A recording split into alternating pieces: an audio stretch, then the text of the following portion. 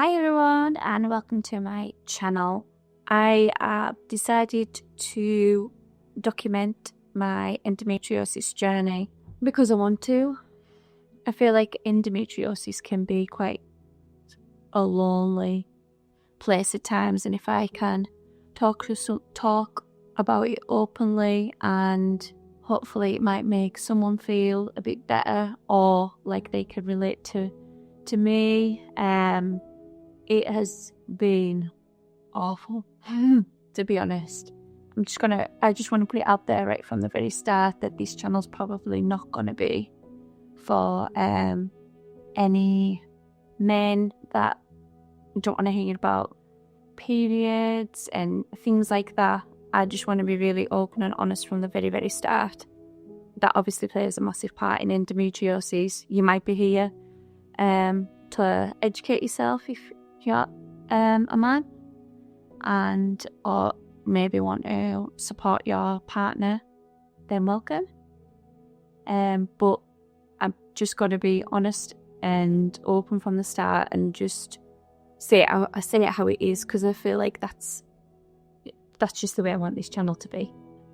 So basically, my periods have been an absolute nightmare from when they started, to be honest. My mum did always used to say that she never thought that it was quite right at the start, and it took me to the doctors because my periods were always really heavy, and I was always in a lot of pain, and sometimes I used to have fainting episodes just because they were so heavy and painful. So it has been something that I've struggled with all of my life, all my adult life. So yeah, I always did think that when I googled all my symptoms, I used to get sciatic pain in my legs, shooting pains in my legs. Didn't even realise that's what that was. And when I used to google all these symptoms, as you do, endometriosis did come up. But because I had no trouble having my children, when I wanted to get pregnant, it usually happened. It happened pretty quickly. I've had three children, and that was all. My pregnancies were quite straightforward, so I always kind of said that it wouldn't be that to myself, because I had no trouble conceiving.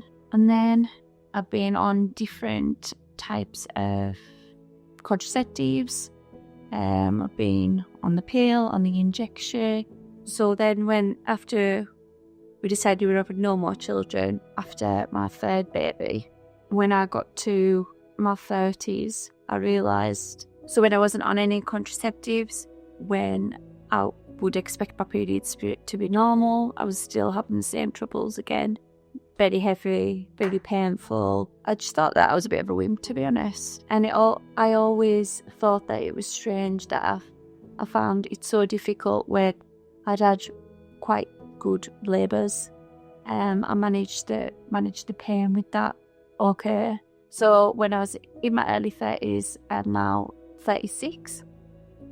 When I was in my early 30s, I started to really question why I was struggling so much, going backwards and forwards to the doctors. I was often getting anemic, because I was losing a lot of blood, falling in sick, just not ideal at all. So maybe around 2 years ago, I decided enough was enough, and I kept going back to the doctors, and they would always offer me the pill. I didn't want to go on the pill. I thought that's not really dealing with the problem. So I'd had a few emergency appointments, and these appointments were where they would say I was anemic. They would offer me to go on the pill, and then I really pushed for a referral. I thought this can't be normal.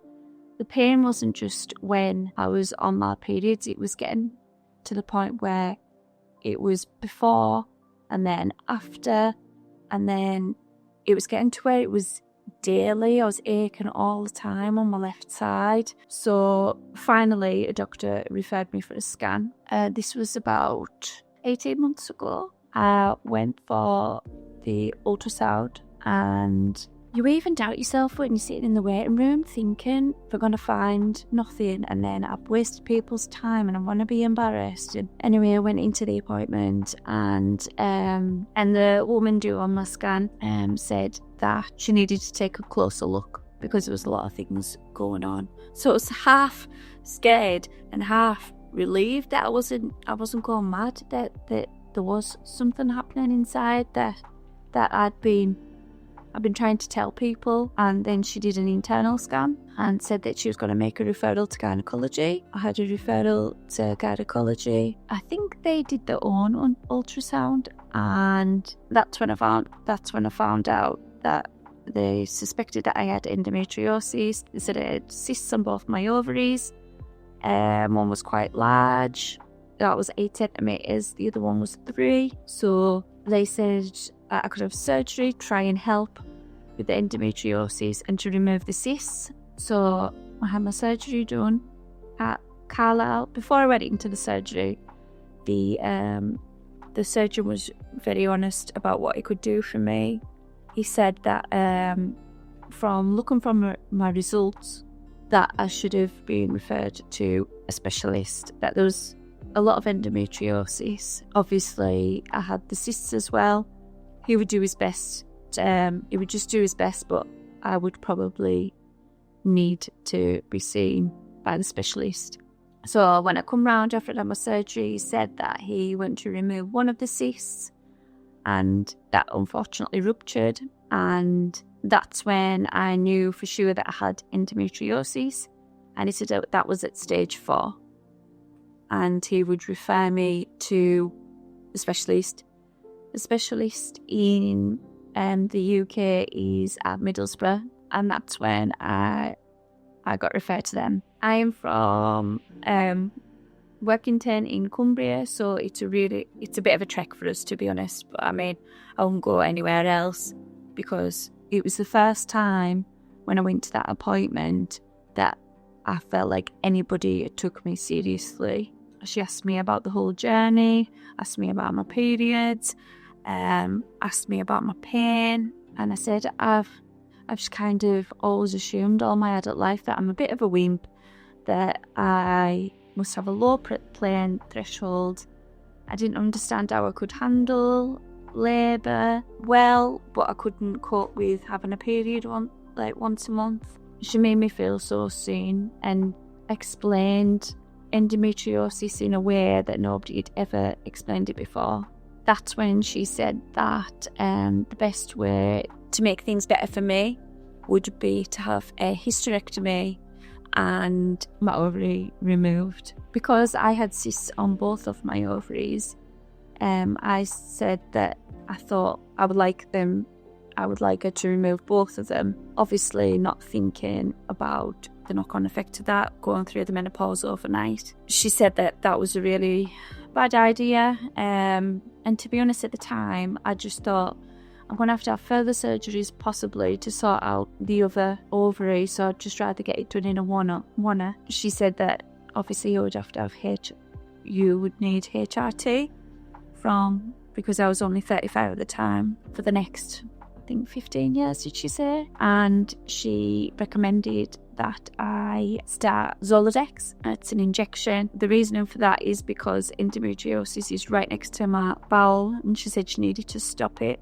The Zoladex stops it from growing. So I agreed to that and had that injection on the day. Zoladex puts you into a temporary menopause. Now I know that I would like one ovary removed and try and keep one, simply because I've been put into temporary menopause now, and it's not that fun. From Zoladex I've had side effects like hot flushes, interrupted sleep.